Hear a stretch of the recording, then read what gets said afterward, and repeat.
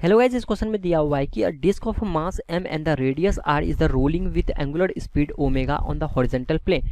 यहाँ पे horizontal plane पे मूव कर रहा है एंगुलर स्पीड ओमेगा से। The magnitude of the angular momentum of a disc about origin O के अबाउट कितना होगा, इसके अबाउट यहाँ पे एंगुलर मोमेंटम वो हमें निकालना है। ठीक है, तो अगर हम देखें तो यहाँ पे ये रोटेट हो रहा है यहाँ पे, ठीक है, और हमें एंगुलर मोमेंटम निकालना है इसके अबाउट। ठीक है, तो एंगुलर मोमेंटम अबाउट ओ क्या हो जाएगा, यहाँ पे हमारे पास एंगुलर मोमेंटम होता है J is equal to I into omega होता है। ठीक है, आई इंटू ओमेगा होता है, तो आई अबाउट ओ हो जाएगा यहाँ पे I about O into omega. Omega तो हमें क्वेश्चन में दिया हुआ है कि ओमेगा से ये रोटेट कर रहा है, लेकिन आई हम अबाउट हमें जो ओ पता है नहीं, तो आई अबाउट ओ पता कर सकते हैं। ये है क्या, डिस्क है। ठीक है, डिस्क है तो डिस्क का हम पता कर सकते हैं कि इसके अबाउट कितना है, ये सेंटर के अबाउट ये कितना है। आई इज इक्वल टू होता है M R square divided by 2 होता है, इसमें तो कोई दिक्कत नहीं है। डिस्क के अबाउट हमें पता है, तो हम क्या कर सकते हैं, ये जो पॉइंट पी होगा एकदम जमीन पे, इसके अबाउट पता कर सकते हैं कितना होगा, ये कितना होगा, इसको हम पैरेलल एक्सिस थ्योरम से हम पता लगा सकते हैं। कैसे पता लगा सकते हैं पैरेलल एक्सिस थ्योरम से, तो I about P is equal to ये हो जाएगा M R square divided by 2 plus M R square, which is equal to कितना हो जाएगा, ये हो जाएगा 3 M R square, 3 M R square divided by 2 हो जाएगा। क्लियर है, 3 M R square divided by 2, ये P के अबाउट हो जाएगा। ठीक है, यानी कि P के अबाउट अगर घूमेगा तो उसके अबाउट हो जाएगा। ठीक है, तो अगर हमें निकालना है यहाँ पे कि ओरिजिन के अबाउट इसका एंगुलर मोमेंटम क्या होगा। ठीक है, तो जो P के अबाउट होगा एंगुलर मोमेंटम इसका, वही तो O के अबाउट भी होगा। क्लियर बात है, क्योंकि ये भी पॉइंट कहाँ पे, ये भी पॉइंट जमीन पे है, ये भी पॉइंट जमीन पे है। क्लियर बात है, तो यानी कि J इज इक्वल टू हमारे पास फाइनल कितना आता है answer, 3/2 M R square into omega आता है। ठीक है, M R square into omega आ जाता है, ये हमारा हो जाता है सी नंबर में आंसर है, तो सी इसका करेक्ट ऑप्शन हो जाएगा। यहाँ पर हमारा ये प्रॉब्लम देखें तो इसमें हमें बोला गया the mass m is moving with constant velocity along a line parallel to the x axis away from origin. तो हमारा यहाँ पर angular momentum with respect to origin हमारा कितना होगा, तो angular momentum with respect to origin अगर हम यहाँ से देखें L O इसे बोले तो वो हमारे यहाँ पर कितना होगा, वो हमारा लीनियर मोमेंटम इनटू हमारा परपेंडिकुलर जो डिस्टेंस होगा उसके यहाँ पर बराबर होगा। तो अगर हम हमारी परपेंडिकुलर डिस्टेंस यहाँ पर a हमारी मानते हैं, तो ये हमारा यहाँ से कितना हो जाएगा, हमारा एंगुलर मोमेंटम अगर हम लिखेंगे L0, तो वो हमारा यहाँ से लीनियर मोमेंटम हमारा mv होगा और ये हमारा a। तो यहाँ से हमारा एंगुलर मोमेंटम अबाउट ओरिजिन हमें यहाँ से mv इंटू a हमारा यहाँ से मिल रहा है। तो अगर हम यहाँ से देखें तो ये हमारा हमेशा कांस्टेंट यहाँ पर रहेगा। तो अगर हम देखें हमारा ऑप्शन बी हमारे इस प्रॉब्लम का यहाँ पर सही आंसर हो जाएगा। इस क्वेश्चन में हमें एक रिंग दी गई है जिसका मास कैपिटल M है और रेडियस R है। शुरुआत में ये अपने एक्सिस के अबाउट रोटेट कर रहा है, उसकी एंगुलर वेलोसिटी उस समय ओमेगा है। अब हम क्या कर रहे हैं कि इस रिंग के एक डायमीटर के अलोंग दो मास स्मॉल m का पार्टिकल अटैच कर रहे हैं। तो यहाँ पे हमें पता करना है कि इन पार्टिकल्स को अटैच करने के बाद रिंग की एंगुलर वेलोसिटी क्या हो जाएगी। तो न्यू एंगुलर वेलोसिटी यूज़ करने के लिए हमें किसी उस इक्वेशन का यूज़ करना पड़ेगा जहाँ पे ओमेगा का टर्म आता हो। तो अब क्वेश्चन में दिया हुआ था कि इन ऑब्जेक्ट्स को हम जेंटली अटैच कर रहे हैं, तो इसका सिग्निफिकेंस क्या है, इसका मतलब है कि अगर हम जेंटली अटैच कर रहे हैं तो हम कोई फोर्स नहीं लगा रहे, यानी F एक्सटर्नल 0 है। और अगर F एक्सटर्नल 0 है तो टॉर्क एक्सटर्नल भी हमारा 0 हो जाएगा, क्योंकि टॉर्क क्या होता है हमारा R क्रॉस F। तो यहाँ पे F 0 है तो टॉर्क भी 0 हो जाएगा। इसका मतलब क्या है कि L initial is equal to L final, क्योंकि टॉर्क 0 है। तो L जो है वो कंजर्व्ड रहेगा, L कंजर्व्ड। तो अब हम L I is equal to L F का इक्वेशन बनाएंगे। तो एल आई हम लिखेंगे एल रिंग के बराबर, क्योंकि शुरुआत में सिर्फ रिंग था वहाँ पे, और ये हो जाएगा हमारा आई ऑफ रिंग इनटू ओमेगा। अब इस एक्सिस के अबाउट हम एंगुलर मोमेंटम लिख रहे हैं, तो इसी एक्सिस के अबाउट हम मोमेंट ऑफ इनर्शिया भी रिंग का लिखेंगे, जो कि होता है एम रेडियस स्क्वायर इनटू, और ये ओमेगा आ जाएगा। अब हम एल फाइनल लिखेंगे। एल फाइनल क्या होगा, L ring plus 2 into L of mass M. तो एल रिंग यहाँ पे हम आई ओमेगा ही लिखेंगे। तो यहाँ पे आई है हमारा एम आर स्क्वायर, जैसा कि पहले मैंने बताया, और ओमेगा यहाँ पे चेंज हो गया है, तो हम मानते हैं कि ओमेगा डैश है नई वेलोसिटी, एंगुलर वेलोसिटी। और यहाँ पे अब हम मास का लिखेंगे। तो मास का कैसे आएगा, तो इसको मानते हैं कि हम वेलोसिटी v से इधर मूव कर रहा है, ये वेलोसिटी v से इधर मूव कर रहा है। तो अगर ये वेलोसिटी v से इधर मूव कर रहा है, तो इसके एंगुलर मोमेंटम हम क्या लिखेंगे, m v r। r ये इस एक्सिस से इसकी डिस्टेंस है। अब चूंकि ये मास m रिंग के इस पॉइंट पे अटैच्ड है, तो दोनों की वेलोसिटी, यानी रिंग के इस पॉइंट की वेलोसिटी और मास m की वेलोसिटी सेम होगी। तो रिंग के इस पॉइंट की वेलोसिटी क्या होगी, v is equal to omega dash R. तो मास की भी वेलोसिटी वही होगी, तो इसको हम इसमें सब्स्टिट्यूट कर सकते हैं। तो यहाँ पे हम एल एम क्या लिखेंगे, 2 इंटू एल एम आ जाएगा हमारा एम वी आर। अब हम क्या करेंगे कि v को सब्स्टिट्यूट कर देंगे जो हमने ओमेगा डैश आर देखा है। तो ये हो जाएगा 2 into small m into omega dash R square. अब हमें पता है कि L I is equal to L F है, तो हम दोनों को इक्वेट कर देंगे। तो एल आई हमारा है एम आर स्क्वायर ओमेगा, और ये हमारा है M R square omega dash plus 2 into small m into omega dash R square. अब इसमें से आर स्क्वायर कैंसिल हो जाएगा, क्योंकि कॉमन है ये। एल एच एस आ गया एम ओमेगा, और ये हमारा हो गया omega dash M plus 2m। अब हम आर एच एस के इस टर्म को एल एच एस में ले आएंगे, तो ओमेगा डैश क्या आ जाएगा, M omega by M plus 2m। अब ऊपर हम ऑप्शंस चेक करते हैं, तो हमें पता चलेगा कि सी ऑप्शन सही है, वो ओमेगा डैश दे रहा है omega m divided by m plus 2m.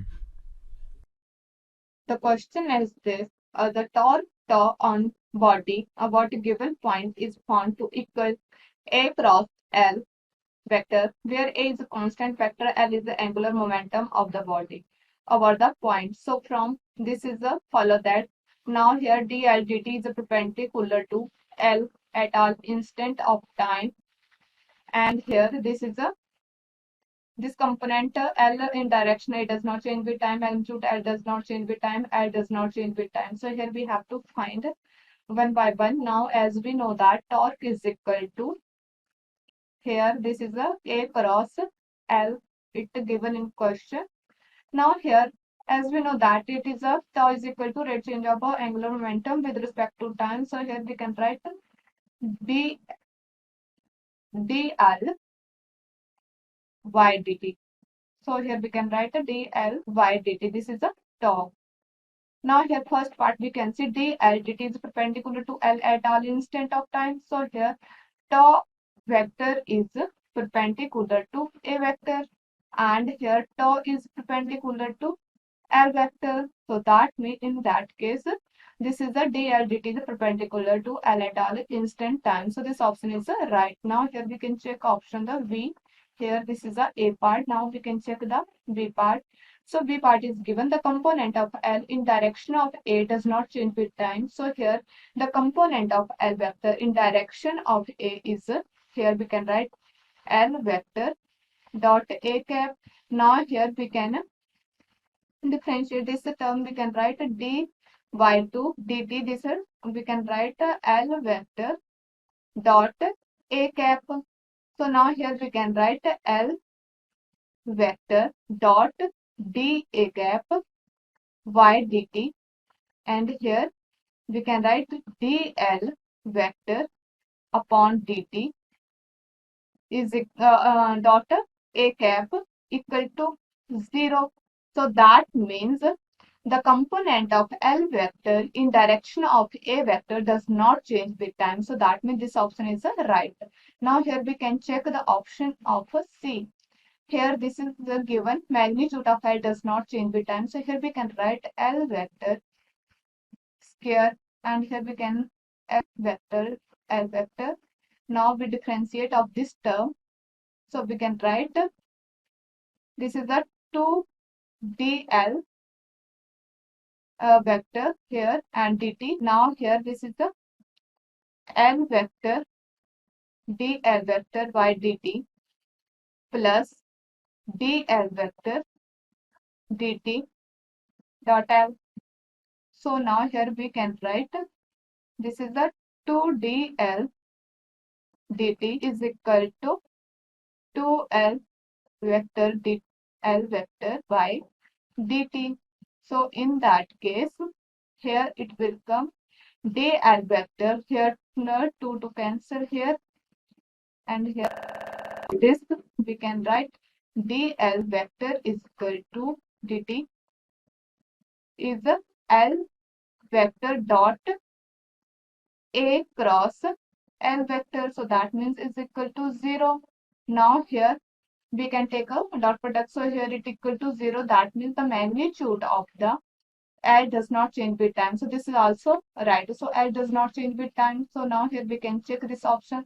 So dl here fourth part dl by dt is equal to A cross L, which is does not equal to 0 because here it changed with the time. So now this option is right. So A, B, C. Now first three option is right. Now this is solution to this question, guys. Thank you. इस question में बोल रहा है कि एक frame of reference है, ठीक है, जो एक्सेलरेट कर रहा है with respect to inertial frame of reference. मतलब कुल मिला के वो जो फ्रेम ऑफ रेफरेंस है कैसा है, non inertial frame of reference है, क्योंकि वो एक्सेलरेट कर रहा है, ठीक है। तो यहाँ पर बोल रहा है एक सर्कुलर डिस्क है, जैसे कि आप देख सकते हैं फिगर में एक सर्कुलर डिस्क है यहाँ पर, ठीक है, वो फिक्स कर दी गई है एक्सिस के अलोंग, ठीक है। हमारा ये एक्स एक्सिस है, इसके अलोंग जो स्लॉट है यहाँ पर देख सकते हैं एक स्लॉट है यहाँ पर। अगर इस तरह दिखाएं तो जो एक्स एक्सिस होगी इस स्लॉट के अकॉर्डिंग इस तरह इस डायरेक्शन में होगी एक्स एक्सिस, ठीक है। इस डायरेक्शन में हमारी होगी वाई एक्सिस, और जिस डायरेक्शन में ये मूव कर रहा है ओमेगा, ये क्या है, Z direction, Z axis. Z axis क्या है, जेड एक्सिस के अराउंड ये है। ओमेगा जो है एंगुलर वेलोसिटी से क्या कर रहा है, मूव कर रहा है ये डिस्क, ठीक है, मूव कर रही है, मतलब एक्सेलरेट कर रही है। ये क्या हो गया, नॉन इनर्शियल फ्रेम हो गया, ठीक है, नॉन इनर्शियल फ्रेम हो गया ये। तो यहाँ पर बोल रहा है कि जो इनर्शियल फ्रेम और रोटेशनल फ्रेम के बीच में, सॉरी, इनर्शियल फोर्स है जो और रोटेशनल फोर्स है जो, उसके बीच में एक रिलेशन दिया गया है, हम देख सकते हैं वो क्या है, वो यहाँ पर दे रखा है F इक्वल्स टू एफ मतलब F क्या हो गया, inertial plus 2m into V rotational, rotational velocity ये दे रखा है, इंटू ओमेगा जो कि एंगुलर फ्रिक्वेंसी है, ठीक है, एंगुलर वेलोसिटी है, sorry, plus m into angular velocity into r और इंटू ओमेगा। तो ये इस तरह से रिलेशन दिया गया है, ठीक है, फोर्स दिया गया है, फोर्स का रिलेशन है यहाँ पर। और यहाँ पर बोल रहा है कि जो एक यहाँ पर स्लॉट बनाया गया है, ये वाला स्लॉट हम देख सकते हैं, ये स्लॉट है, इस स्लॉट में एक मास m रख दिया गया है, ठीक है, एक मास m जो है जेंटली पुट किया गया है उस पर, और ये रोटेट कर रही है जेड एक्सिस के अलॉन्ग, ठीक है। सो कहाँ पुट कर रहे हैं उसको, r/2 डिस्टेंस पे उसको पुट कर रहे हैं ओरिजिन से, ठीक है, t इक्वल टू 0 टाइम पर। तो क्या करता है कि ये जो ब्लॉक जो हम रख रहे हैं, जो मास रख रहे हैं यहाँ पर m मास, ये क्या कर सकता है, सिर्फ इसी स्लॉट में मूव कर सकता है, ठीक है, इसके इधर उधर नहीं जा सकता, मतलब एक्स एक्सिस के अराउंड मतलब अलॉन्ग ही ये मूव कर सकता है। तो यहाँ पर अगर देखें तो यहाँ पर दो क्वेश्चन दिए गए हैं, दो चीज़ें यहाँ पर फाइंड आउट करनी है हमें। निकालना है जो डिस्टेंस होगा इसका r जो होगा ब्लॉक का इसका सेंटर से, वो क्या होगा एट टाइम, किसी टाइम t पर, टाइम इक्वल टू 0 पर, t इक्वल टू 0 पे हमें रखा गया था क्या है वो r/2। तो किसी टाइम t पर इसकी डिस्टेंस क्या होगी जब वो रोटेट करना स्टार्ट करेगी, मतलब जब ये रोटेट करेगी तो इसकी जो डिस्टेंस है वो कुछ ना कुछ वेरी होगी, कम या ज़्यादा कुछ भी होगा। तो वो क्या होगा, वो डिस्टेंस हमें फाइंड आउट करना है। यहाँ पर बी पार्ट में हमें निकालना है रिएक्शन फोर्स निकालना है, ठीक है, टोटल नेट रिएक्शन फोर्स क्या होगा डिस्क का ब्लॉक पर, ठीक है। डिस्क के वजह से जो पूरा नेट रिएक्शन फोर्स लग रहा है ब्लॉक पर, जो ब्लॉक एक्सपीरियंस करेगा वो क्या होगा, ये हमें दो चीज़ें निकालनी है। ये जे एडवांस 2016 का क्वेश्चन है, तो इसमें हम फर्स्ट पार्ट को पहले करते हैं। ठीक है, फर्स्ट पार्ट में हम क्या करेंगे, हमें निकालना है डिस्टेंस निकालनी है। ठीक है, तो इसके लिए क्या करेंगे, जो फोर्स एक्सपीरियंस कर रहा है ब्लॉक, अगर देखें यहाँ पर देखें फिगर में देखें अगर, तो यहाँ पर क्या है, ये ब्लॉक सिर्फ इस तरह से हम देख लेते हैं। यहाँ एक स्लॉट बना लेते हैं, लेट्स से ये स्लॉट है। ठीक है, इस स्लॉट में हमारा ये मास रखा है m। ठीक है, और ये रोटेट जब करेगा, ये डिस्क पे है इस तरह से, डिस्क के अंदर इस तरह से, डिस्क के ऊपर ये बना इस तरह स्लॉट बना है, तो ये सेंटर हेल्थ से इसके अराउंड ये रिवॉल्व कर रहा है। तो जैसे ही रोटेट कर रहा है, तो जैसे ही ये क्या होगा, रोटेट करना स्टार्ट होगा ओमेगा एंगुलर वेलोसिटी से, ये मास क्या करेगा, एक फोर्स एक्सपीरियंस करेगा, सेंट्रीपिटल फोर्स अंदर की तरफ। ठीक है, अंदर की तरफ क्या लगेगा, एक सेंट्रीपिटल फोर्स लगेगा। ठीक है, क्योंकि एक्सिस के अराउंड ये रोटेट कर रहा है। और एक फोर्स एक्सपीरियंस करेगा MA, नेट रिजल्टेंट जो इसका फोर्स होगा, स्यूडो फोर्स एक लगेगा, MA फोर्स लगेगा जो आगे की तरफ लगेगा। ठीक है, और ये दोनों बैलेंस करेंगे, तो जहाँ पर भी वो बैलेंस कंडीशन होगी वहीं पर वो ब्लॉक क्या करेगा, रुक जाएगा।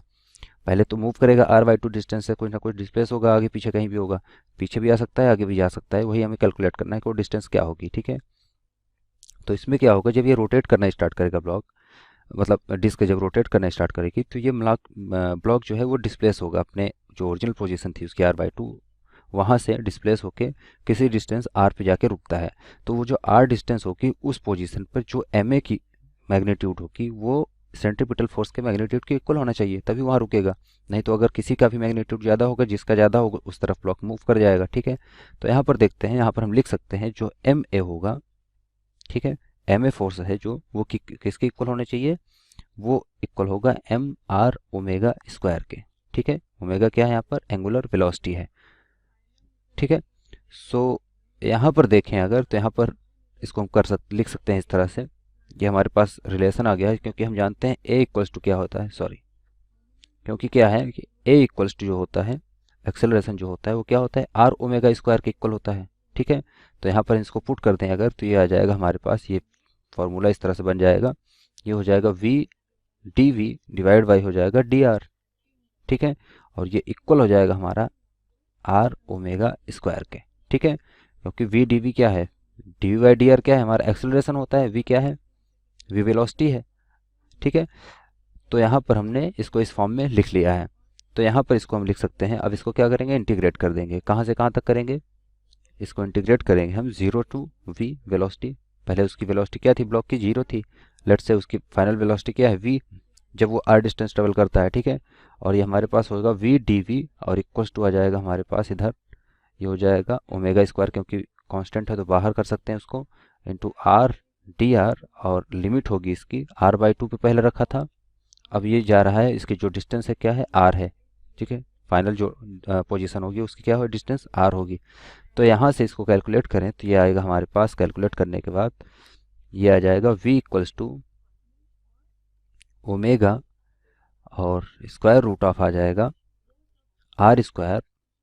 ठीक है, और माइनस ये हो जाएगा r/4, r स्क्वायर बाई 4। ठीक है, ये हमारे पास वैल्यू आ गई वेलोसिटी की।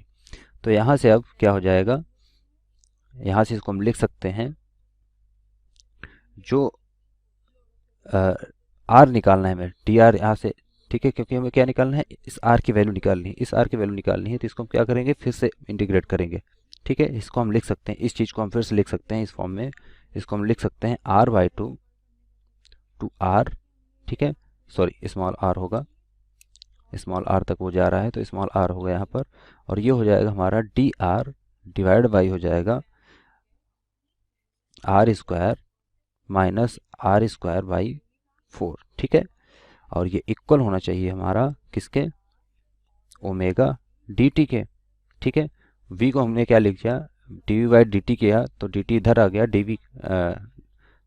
v को हम लिख सकते हैं dr बाई dt, क्योंकि वेलोसिटी क्या है, rate of change of displacement होती है। ठीक है, v को हमने लिख लिया, v इक्वल्स टू होता है dr डिवाइड बाई dt, तो dt को मल्टीप्लाई कर दिया इधर, और dr इधर रह गया। ठीक है, तो dr के साथ हमने इसको नीचे ले लिया इसको, और ओमेगा के साथ हमने dt को मल्टीप्लाई कर दिया, तो हमने इसको इस फॉर्म में लिख लिया। तो ये हो जाएगा कहाँ से कहाँ तक, 0 से t तक, इसको हम जो है इंटीग्रेट कर देंगे। लेट्स से इक्वेशन हमारी फर्स्ट है, ठीक है। अब क्या है, अब यहाँ पर देखें अगर, तो जो r है हम यहाँ पर एज्यूम कर लेते हैं, let r equals to r/2 sec थीटा, ठीक है। ये हम एज्यूम कर रहे हैं यहाँ पर। तो इससे क्या आ जाएगा, लिमिट चेंज करनी है हमें, तो ये आ जाएगा dr इक्वल्स टू हो जाएगा हमारे पास, dr इक्वल्स टू आ जाएगा r/2 और सेक थीटा का होगा sec theta into tan theta, differentiation, ठीक है। Sec theta into tan theta D theta, ठीक है।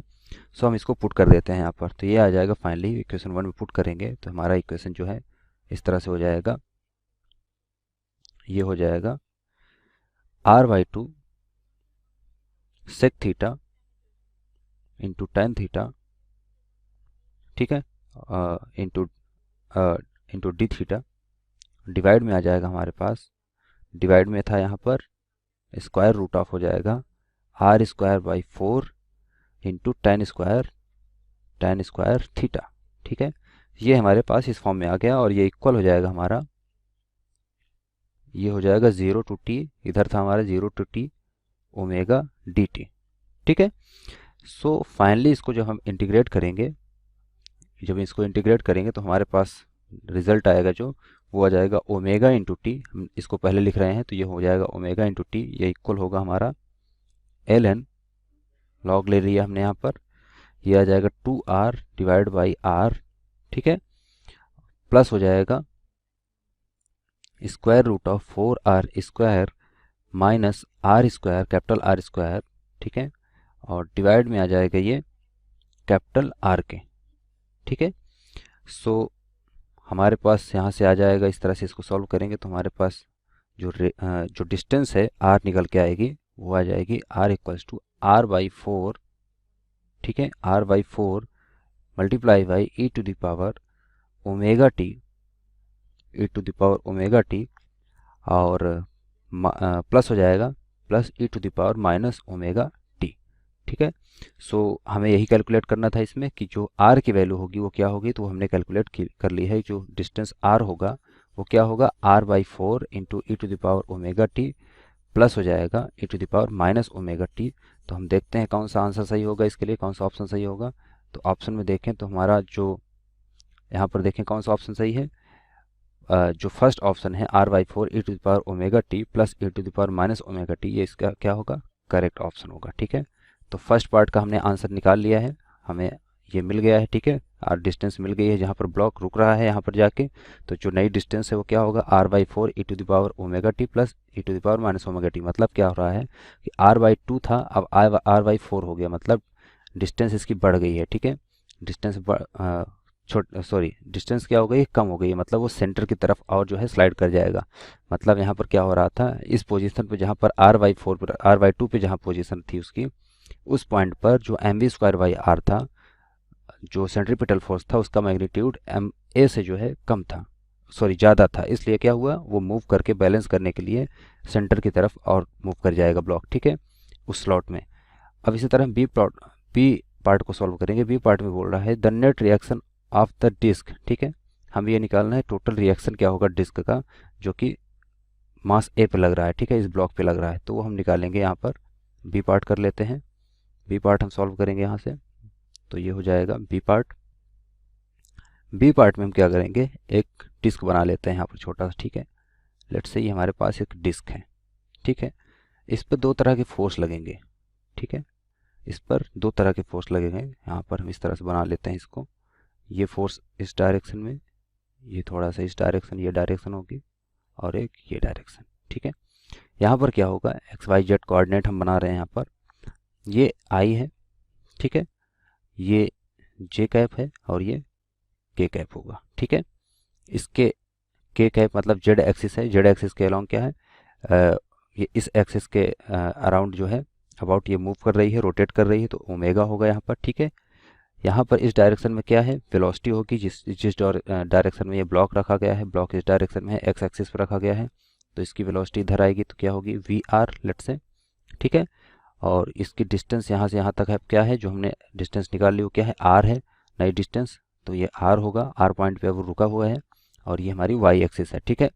तो यहाँ से अब देखें जो ये कंडीशन बन रही है, तो यहाँ से जो आएगा, जो टोटल फोर्स हमें दे रखा है पहले उसको हम लिख लेते हैं। टोटल फोर्स हमारे पास दिया है, रोटेशनल फोर्स और इनर्शियल फोर्स के बीच में हमारे पास रिलेशन है, तो वो दिया है हमारे पास F रोटेशनल इक्वल्स टू हमारे पास दे रखा है F इनर्शियल फोर्स, ठीक है। फोर्स इनर्शियल फोर्स जो लग रहा है ब्लॉक पर, प्लस दे रखा है plus 2m into V rotational, ठीक है, V rotational into I cap, ठीक है, multiply by omega into K cap, ठीक है। और ये प्लस हो जाएगा, इधर लिख लेते हैं, प्लस हो जाएगा m इंटू के, m इंटू क्या हो जाएगा, m इंटू ये हो जाएगा ओमेगा के कैप के साथ है, ठीक है। और क्रॉस हो जाएगा ये आर आई, ठीक है, क्रॉस है आर आई के, ये एक्चुअली यहाँ पर ब्रैकेट नहीं आएगा, ठीक है, क्रॉस हो जाएगा आर आई, ठीक है। तो ये हो जाएगा आर इंटू आई कैप और टोटल मल्टीप्लाई बाई है ओमेगा इंटू के कैप, ठीक है। क्योंकि हम डायरेक्शन यहाँ पर नहीं दिया गया था, हम तो डायरेक्शन के साथ हमने लिख लिया, तो इसकी डायरेक्शन क्या है, आई की डायरेक्शन है रोटेशनल, जो वेलोसिटी की डायरेक्शन है, ओमेगा की डायरेक्शन के डायरेक्शन में है, मतलब जेड एक्सिस पे है, ठीक है। और जेड जो हमारा जे एक्सिस है उस पर कुछ भी नहीं है, ठीक है, क्योंकि हमारा जो ब्लॉक मूव कर रहा है क्या है, एक्स डायरेक्शन में ही सिर्फ मूव कर रहा है और जेड डायरेक्शन के अलॉन्ग अबाउट जो है ये रोटेट कर रही है डिस्क। तो इस तरह से यहाँ पर अगर देखें तो हम इसको लिख सकते हैं, इस चीज़ को omega R sorry M R omega square होगा, सॉरी ये क्या आएगा, M R omega square, M R omega square जो होगा हमारा इंटू आई कैप, ये इक्वल होगा एफ इनर्शियल, ठीक है, F inertial plus 2 into M V rotational, ठीक है, वी रोटेशनल इंटू ओमेगा, और इसको माइनस जे लिख सकते हैं। माइनस जे क्यों, क्योंकि हम यहाँ पर देखें जो के है इसको इस डायरेक्शन में देखें तो एक फोर्स लगेगा, मतलब माइनस जे डायरेक्शन में इसको हम जो है कंसिडर कर सकते हैं। और प्लस ये आएगा, ये जो फोर्स होगा एम ओमेगा स्क्वायर और इंटू आ जाएगा आर और इंटू आई कैप, ये फोर्स लग रहा है, ये जो है ये क्या है, सेंट्रीपिटल फोर्स है, एम ओमेगा स्क्वायर आर, ठीक है, आई डायरेक्शन में लग रहा है, ठीक है। सो यहाँ से इसको हम सॉल्व करते हैं आगे, तो ये आ जाएगा, सॉरी ये आ जाएगा यहाँ से जो F इनर्शियल फोर्स है वो आ जाएगा हमारे पास 2m VR, ठीक है, 2m VR ओमेगा इंटू जे, इनर्शियल फोर्स ये लग रहा है बॉडी पर, तो इसको लेट्स से इक्वेशन फर्स्ट, ठीक है, इसको इक्वेशन फर्स्ट मान लेते हैं हम यहाँ पर। अब यहाँ पर क्या है, जो R है वो हमें दे रखा है, हमने कैलकुलेट कर लिया था, वो क्या था R/4, कैपिटल R/4, और इंटू में था e to the power omega T, ठीक है, और प्लस था e to the power minus omega T, ये हमने कैलकुलेट किया अभी फर्स्ट पार्ट में, ठीक है। सो यहाँ से अगर देखें तो D R by D T इसका निकाल लेते हैं, इस इक्वेशन से हम इसको डिफ्रेंशिएट कर देते हैं, D R by D T जो होगा टाइम के रिस्पेक्ट में डिफ्रेंशिएट करेंगे तो ये हो जाएगा हमारा, जो कि होगा D R by D T क्या होता है, वी होता है, वी आर होगा, वी आर की वैल्यू हम निकाल लेते हैं यहाँ से, तो वी आर इक्वल्स टू आ जाएगा R/4, ठीक है, ये आ जाएगा omega E to the power omega T, ठीक है, minus omega E to the power minus omega T, minus omega T, ठीक है। सो यहाँ से हमारे पास ये वैल्यू आ गई है, ठीक है, ये प्लस था तो यहाँ पर माइनस ओमेगा आएगा नीचे, तो माइनस ओमेगा हो जाएगा, ठीक है।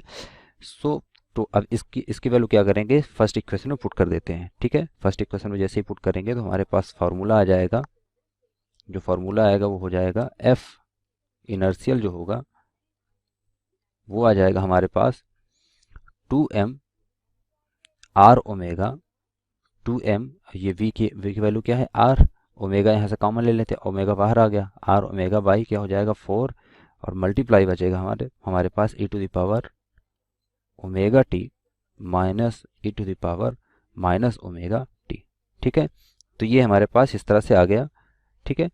और इंटू ये क्या है, क्योंकि क्या किस डायरेक्शन में था, ओमेगा और जे यहाँ पर दे रखा है तो पहले से, तो उसको हम ओमेगा इंटू जे का वाई डायरेक्शन में ये फोर्स लग रहा है, ठीक है, इनर्शियल फोर्स जो लग रहा है। सो यहाँ से फाइनली हमारे पास एफ इनर्शियल आ जाएगा, वो होगा कितना, 2 से 2 कैंसिल, यहाँ से कैंसिल आउट, 2 बचेगा यहाँ पर, ठीक है। तो ये आ जाएगा, हमारे पास हो जाएगा एम आर ओमेगा स्क्वायर, ये ओमेगा और ये ओमेगा स्क्वायर हो गया, डिवाइड बाई हो गया 2, और मल्टीप्लाई में आ जाएगी power omega T minus E to the power minus omega T, और इनटू हो जाएगा जे कैप, ठीक है। तो ये हमारे पास इनर्शियल फोर्स की वैल्यू आ गई है, ठीक है। इनर्शियल फोर्स की वैल्यू हमारे पास ये आ गई है, लेकिन हमें निकालना है टोटल रिएक्शन फोर्स, निकालना है डिस्क की वजह से ब्लॉक पे जो लग रहा है, मतलब ब्लॉक जितना एक्सपीरियंस कर रहा है फोर्स, पूरा हमें निकालना है टोटल फोर्स कितना लग रहा है ब्लॉक के ऊपर, ठीक है। सो वो क्या हो जाएगा, वो यहाँ से हम कैलकुलेट करें तो जो टोटल फोर्स आएगा, नेट रिएक्शन फोर्स जो होगा, net reaction force due to disc on block, ये क्या होगा, ये फोर्स हमारा आ जाएगा एफ रिएक्शन जो होगा, ठीक है। एफ रिएक्शन जो होगा वो इक्वल होगा हमारा एफ इन जो था हमारा क्या है, M R omega square divide by 2, ये भी फोर्स लग रहा है क्योंकि, तो ये फोर्स प्लस में आ जाए, ये पहले लिख लेते हैं इसको, ओमेगा टी और minus E to the power minus omega T, ठीक है। ये लग रहा है हमारा जे डायरेक्शन में, और एक फोर्स लग रहा है के डायरेक्शन में। के डायरेक्शन में कौन सा फोर्स लगेगा, के डायरेक्शन में नीचे की तरफ फोर्स लगेगा, उसका मास है उसके पास, तो क्या लगेगा एम जी, और ये है के डायरेक्शन में, ठीक है। तो ये हमारे पास नेट फोर्स आ गया जो ब्लॉक एक्सपीरियंस करेगा, ठीक है। ये ब्लॉक जो फोर्स एक्सपीरियंस कर रहा है वो क्या होगा, M R omega square by 2 into E to the power minus E to the power omega T minus E to the power minus omega T, और into J plus M G K cap, ठीक है। तो ये force जो है, इतना force experience कर रहा है ब्लॉक, ठीक है। तो देखते हैं कौन सा आंसर इसके लिए सही है, कौन सा ऑप्शन सही होगा। तो यहाँ पर अगर हम देखें तो कौन सा है, 1/2 M R omega square R, जो बी ऑप्शन है हमारा, यहाँ पर देखें तो बी ऑप्शन इसका जो है करेक्ट आंसर होगा, ठीक है। तो हमें गाइज यही कैलकुलेट करना था कि जो नेट फोर्स एक्सपीरियंस कर रहा है, जो रिएक्शन फोर्स होगा, नेट रिएक्शन फोर्स होगा डिस्क की वजह से ब्लॉक पर, वो क्या होगा, तो वो हमने कैलकुलेट कर लिया है। और फर्स्ट पार्ट भी हमने कैलकुलेट कर लिया था, जो कि डिस्टेंस निकालनी थी R after time T, T time में वो कितनी दूर जो है मूव करेगा, उसकी पोजीशन क्या होगी टी टाइम बाद, तो वो पोजीशन में निकाल ली थी, और हमने उसका उस पर टोटल फोर्स निकाल लिया, ठीक है, ब्लॉक पे एम मास पर। तो यही हमें कैलकुलेट करना था। हेलो एवरीवन, ये क्वेश्चन जे एडवांस का है, इसलिए थोड़ा लेंदी है, बट एक बार पढ़ के देखते हैं क्या कर सकते हैं इसमें।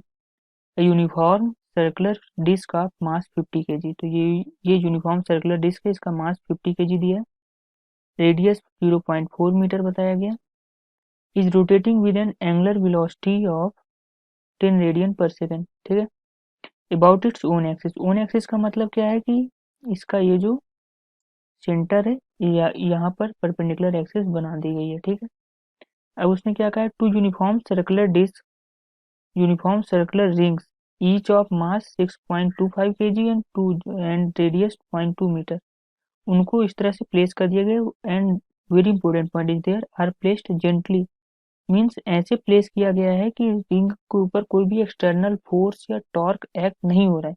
जेंटली का मतलब आप समझ रहे हैं ना, जेंटली का मतलब कोई भी no external force, no external torque, किसी भी तरह का कोई भी एक्सटर्नल टॉर्क नहीं है, किसी भी तरह कोई एक्सटर्नल फोर्स नहीं है, यानी कि सिस्टम जो है अभी भी सेम इक्विलिब्रियम पर है, मीन्स उसको किसी भी तरह से एक्सटर्नली अफेक्ट नहीं हुआ है सिस्टम, ठीक है। उसको कोई प्रॉब्लम नहीं हुई, कोई फोर्स नहीं अप्लाई किया गया है, ठीक है, कोई इम्पल्स नहीं दिया गया है। ये सारी बातें हैं इस लाइन का मतलब, ठीक है। Such manner that they are touching each other along the axis, देखो जैसा मैंने यहाँ पर फिगर बनाया है वो यही बता रहा है, ये सेंटर का एक्सिस है, दो रिंग जिनका सेम मास है, सेम रेडियस है, दोनों इसे टच कर रही हैं, और सच दैट ये डिस्टेंस 0.2 है, तो ये भी 0.2 है, ठीक है। ये इनके बारे में बताया गया, जो स्मॉलर रेडियस है, मास है उनका 6.25 kg, और इनका रेडियस जो है वो है 0.2 मीटर, ठीक है। तो ये यहाँ पर ऐसी सिचुएशन कुछ दिखाई दे रही है। Assume that the friction is large enough such that the rings are at rest relative to each other. अब ये बताया गया कि फ्रिक्शन इतना हाई है कि ये रिंग्स यहीं पर हैं, मूव नहीं कर रही हैं। ये भी बहुत अच्छी लाइन है, इसका भी हम यूज करेंगे आगे। And second thing is that कि द न्यू एंगुलर मोमेंटम को बताना है, ठीक है। And the system rotates about the original axis, तो हमको न्यू एंगुलर मोमेंटम बताना है। तो देखो सबसे पहली बात कि इस क्वेश्चन का जो वीकनेस है वो पहला पॉइंट ये है कि कोई भी एक्सटर्नल फोर्स एक्ट नहीं कर रहा है, कोई भी एक्सटर्नल टार्क एक्ट नहीं कर रहा है, क्योंकि वो जेंटली प्लेस्ड की गई हैं। जब कभी भी ऐसा कोई केस हो कि एक्सटर्नल टॉर्क नहीं एक्ट कर रहा है, तो हमारे पास सबसे अच्छा जो यूज करने वाला फॉर्मूला होता है वो होता है कंजर्वेशन ऑफ एंगुलर मोमेंटम। आप एंगुलर मोमेंटम का कंजर्वेशन कर सकते हैं, सबसे आसान रहता है कंजर्व करना अगर कोई भी एक्सटर्नल टॉर्क एक्ट नहीं कर रहा है, और यहाँ पर इसका मतलब यही कोई एक्सटर्नल टॉर्क एक्ट नहीं कर रहा है। दूसरा मैंने ये कहा था कि हम इस पॉइंट का यूज करेंगे कि system rotates about the original axis and they are rest with respect to each other. इसका यूज यहाँ पर ये है कि ये जो डिस्क रहेंगी वो कंटिन्यूसली यहीं पर बनी रहेंगी, तो सिस्टम का इनर्शिया चेंज नहीं होगा। मीन्स डिस्क अगर उसी पॉइंट पर है तो जो मोमेंट ऑफ इनर्शिया होगा वो सेम रहेगा डिस्क के लिए, ठीक है। तो हम कंजर्वेशन करते हैं एंगुलर मोमेंटम का। कंजर्वेशन कैसे करेंगे? I1 omega 1 initially, finally I2 omega 2। तो देखो हमको ओमेगा 1 दिया गया है, I1 हम निकाल सकते हैं, I2 हम निकाल सकते हैं, तो ओमेगा 2 ऑटोमेटिक निकल आएगा, ठीक है। तो सबसे पहले I1 क्या होगा, तो पहले फॉर्मूला ही बना लेते हैं। ओमेगा 2 कितना हो जाएगा? I1 omega 1 divided by I2। I1 की वैल्यू कितनी होगी? एक रिंग है, ठीक है। उस रिंग I1 क्या है, सॉरी एक रिंग नहीं है, ये एक डिस्क है। तो डिस्क का मोमेंट ऑफ इनर्शिया कितना होता है? Half mr²। ओमेगा 1 कितना होगा आपको दिया गया है, ओमेगा 1 हमें बताया गया है यहाँ पर 10 रेडियन पर सेकेंड, तो आप 10 रेडियन पर सेकेंड कर दें। I2 क्या होगा? I2 पता करना है, तो देखो हमारे पास सिस्टम क्या है, ये पूरा रिंग है, तो रिंग का इस एक्सिस के अबाउट मोमेंट ऑफ इनर्शिया कितना होगा, इस एक्सिस के अबाउट मोमेंट ऑफ इनर्शिया कितना होगा, mr²/2, तो लिख दो। दूसरा आपके पास दो रिंग्स हैं और दोनों रिंग्स का एक सरकमफेरेंस से आपको मोमेंट ऑफ इनर्शिया बताना है। तो ये क्या होता है, आई एट दिस एक्सिस, मैं इसको ओ डैश मान लेता हूँ, और ये CM है, तो ये हो जाएगा ICM प्लस का mr²। mr² क्यों आ गया? क्योंकि आप परपेंडिकुलर एक्सिस थ्योरम यूज कर रहे हैं, इस एक्सिस से ये डिस्टेंस अगर r है तो mr² ऐड हो जाएगा, ठीक है। mh² होता है, तो वही हमने mr² कर दिया। ICM कितना होता है? mr² इंटू mr², तो कितना हो जाएगा? 2mr²। तो जो भी 2mr² क्या हो जाएगा, इन दोनों डिस्क, ये एक डिस्क का इस एक्सिस के अबाउट मोमेंट ऑफ इनर्शिया, दो डिस्क हैं सिमेट्रिकली प्लेस्ड हैं, तो 2 से मल्टीप्लाई कर दो, तो ये आपका क्या हो गया, मोमेंट ऑफ इनर्शिया। अब आप क्या करेंगे, दोनों की वैल्यूज रख देंगे, तो कैपिटल M कितना है 50 और r² 0.4 का whole square into 10 divided by half, same ही रखना, ये तो पूरा सेम ही हो जाएगा, 50 इंटू 0.4 का होल स्क्वायर प्लस का 2 इंटू मास कितना है 6.25 इंटू r², r कितना है 0.2 का होल स्क्वायर। जब आप इतनी बड़ी कैलकुलेशन सॉल्व करेंगे तो आपका आंसर आ जाएगा 8 रेडियन पर सेकेंड, ठीक है। तो आई होप आपको क्लियर हो गया होगा। सिर्फ एक सिंपल सा मीन्स लैंग्वेज को समझना था, ये एक सिंपल सा फॉर्मूला यूज करना था, मोमेंट ऑफ इनर्शिया लगाना था, निकालना था, और क्वेश्चन को खत्म कर देना था। आई होप आपको समझ में आया होगा। Thank you so much. A binary star consists of two stars, A mass 2.2 ms and B of mass 11 ms, where ms is the mass of the sun. They are separated by distance d and are rotating about their center of mass, which is stationary. The ratio of the total angular momentum of the binary star to the angular momentum of star B about the center of mass is. So ఇక్కడ ఏంటంటే ఒక binary star లో star A and star B అనే ఉన్నాయి, వాటి యొక్క masses ఇచ్చాడు. వీటి రెండింటి మధ్య డిస్టెన్స్ అనేది d ఉంది అని చెప్తున్నాడు. ఇవి రెండు సెంటర్ ఆఫ్ మాస్ చుట్టూ తిరుగుతున్నాయి. అయితే ఇక్కడ మనకు బైనరీ స్టార్ యొక్క టోటల్ యాంగులర్ మొమెంటం కి అండ్ స్టార్ B యొక్క యాంగులర్ మొమెంటం కి మధ్య రేషియో కనుక్కోమంటున్నాడు.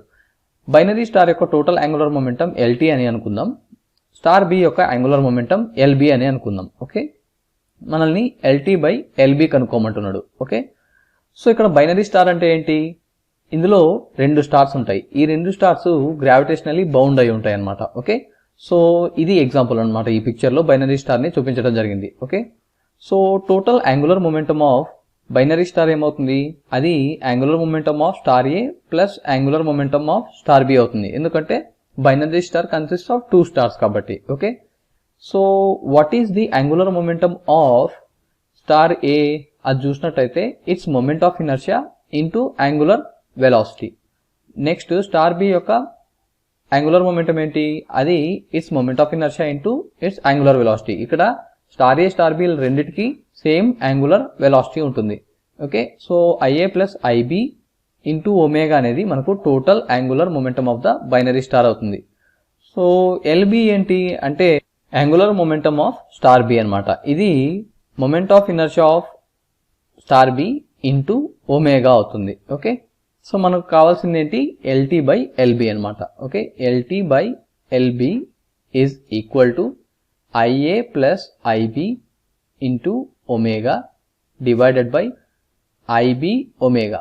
ఒమేగా ఒమేగా క్యాన్సిల్ అయితే మనకి ఏమొస్తుందంటే ఇక్కడ 1 ప్లస్ ఐఏ బై ఐబి అవుతుంది. ఓకే, సో ఇక్కడ ఐఏ అనేది ఏంటి, moment of inertia of star A about centre of mass, IB అనేది moment of inertia of star B about centre of mass. Okay, so మనకు ఐఏ అనేది ఏమవుతుంది, mass of star A into its distance from centre of mass, దాన్ని మనం ఆర్ఏగా తీసుకుంటున్నాం. Okay, RA square అవుతుంది. IB అనేది mass of star B into its distance from centre of mass, అది ఆర్బిగా తీసుకుంటున్నాం, ఆర్బి స్క్వేర్ అవుతుంది. Okay, so LT by LB అనేది మనకి ఏమవుతుంది, 1 plus MA RA square by MB RB square అవుతుంది. ఓకే, ఇప్పుడు ఇక్కడ మనం ఎంఏతో మల్టిప్లై చేద్దాం అండ్ ఎంఏతో డివైడ్ చేద్దాం, అదేవిధంగా ఎంబితో మల్టిప్లై చేసి ఎంబితో డివైడ్ చేద్దాం. ఓకే, సో ఇప్పుడు ఏమవుతుందంటే ఇది మనకు 1 plus MA into RA whole square divided by MB into RB whole square into MB by MA అవుతుంది. ఓకే, సో ఇక్కడ ఈ ఎంఏని దీంతో మల్టిప్లై చేసాం అండ్ ఈ ఎంబిని దీంతో మల్టిప్లై చేసాం, మనకు ఎంబి బై ఎంఏ రిమైనింగ్ ఉంటుంది. అయితే ఇది ఇక్కడ ఈ 2 పార్టికల్స్ సెంటర్ ఆఫ్ మాస్ చుట్టూ తిరుగుతున్నాయి కాబట్టి mass moments of masses about centre of mass equal అవ్వాలి, అంటే MA RA is equal to MB RB అవ్వాలి.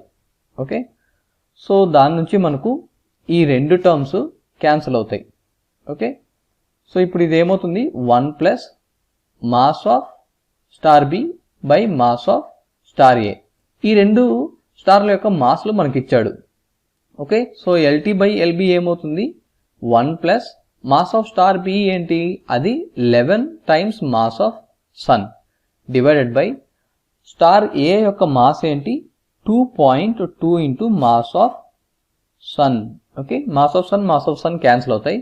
ఇక్కడ 10తో మల్టిప్లై చేసి 10తో డివైడ్ చేసినట్టయితే మనకి ఏమొస్తుందంటే ఇది 1 ప్లస్ 110 డివైడెడ్ బై 22 అవుతుంది. ఓకే, సో ఇది 11 2s, ఇది 11 10s క్యాన్సిల్ అవుతుంది.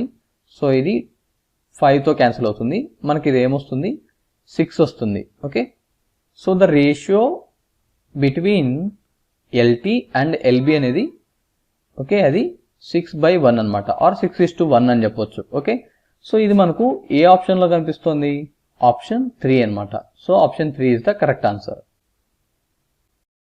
Hello everyone, let's begin with the question, and in the question it says that a stone of mass m tied to the end of a string is whirled around in a horizontal circle. Now neglect the force due to gravity and the length of the string is reduced gradually, keeping the angular momentum of the stone about the center of circle is constant.